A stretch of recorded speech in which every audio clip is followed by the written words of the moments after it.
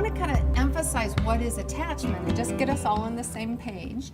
And that attachment is that strong emotional tie, but something that a lot of people struggle with is that it's to a specific person.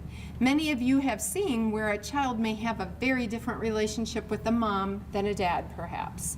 Because we also want to think about that what attachment is not just a unidirectional thing, it's a bidirectional thing. It's what the one person, the caregiver, brings to that relationship, it's what the child brings to that relationship.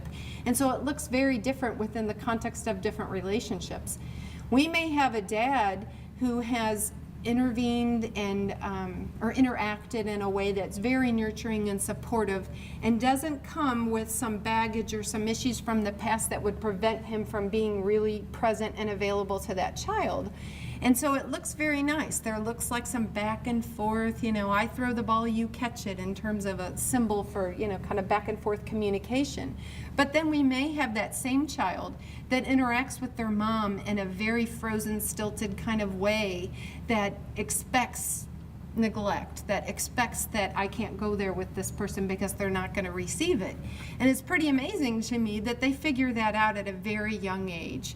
We now, know and through studies can see that at 6 months of age, a child is starting to exhibit their mindset of attachment in regards to this one relationship. And how cool it is that they can already do that and differentiate between their primary caregivers. So they may look at 6 months of age to do things like, arching their back, gaze aversion, not molding in when mom holds them, but look very different with another caregiver. So isn't that pretty amazing that they've adapted already at such a young age to a caregiving style? And I think that what attachment needs to do for somebody is to give them that sense of that I'm the person who can protect you, but also I'm here for you. I'm your secure base, and you can wander out and get your needs back, but boy, can you sure come right back, and I'm gonna be here. Much like when you get a flat tire and you call your significant other and say, oh my God, I'm on the side of the road and I need some help. Well, here's what you gotta do, baby. I don't care, I just wanted to talk to you, I always tell my husband, you're my secure base. So it's much like what we do in adulthood, and hopefully some of us have been able to find someone that when we haven't had such good experiences, that we can find someone who's helped us to adapt and sometimes restructure the way we think about relationships, which is something, by the way, that we now know that the way that you are after childhood can be reversed, and there is a classification called earned security. So when you get in corrective situations, when you find a significant other who is able to restructure the way you think about things, like, oh, I guess when I'm really crabby and aggravated and distancing and pushing him away, he's still here for me. I guess that can exist in a relationship. And after time, you can develop a different way of thinking. And how cool is that? Which brings to mind how important it is for us to know that we as therapeutic interventionists can create that, and that's what this whole field is about, as well as the work that anyone that touches the lives of a mother and a baby is all about. So this attachment is typically with a person who serves in a caregiving role.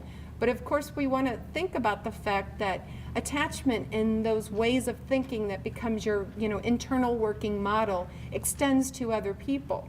So while you may be able to develop differential attachment patterns, you do have a default way of thinking that tends to be reflective of your primary experiences. So even if you do have that dad that was protective in some ways and you've developed a secure attachment relationship, if you have an insecure attachment relationship with someone else, that often becomes your default way of thinking or your worry.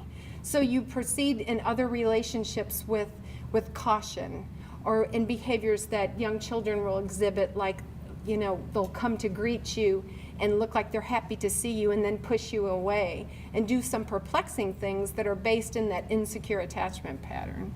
So moving on, some other things about attachment are that over time, through repeated interactions between an adult and a child, is how we see what attachment will look like. We will almost always develop attachment given an opportunity. I've had people that say to me, oh, you work in attachment, and aren't there some people that just don't get an attachment? And I think that a lot of us will say that, I hear people saying things like detachment disorder, which I think they're talking about having difficulties in your attachment, a disturbance in your attachment. But I think it's important to recognize that everybody develops something with a very, very, very small minority of people, which are probably who you would guess, Romanian or people in orphanages, might be the ones that don't develop a strategy. But remember that it's always there in some capacity. It might not be functional, but it's a strategy to get the closest to somebody to get your needs met.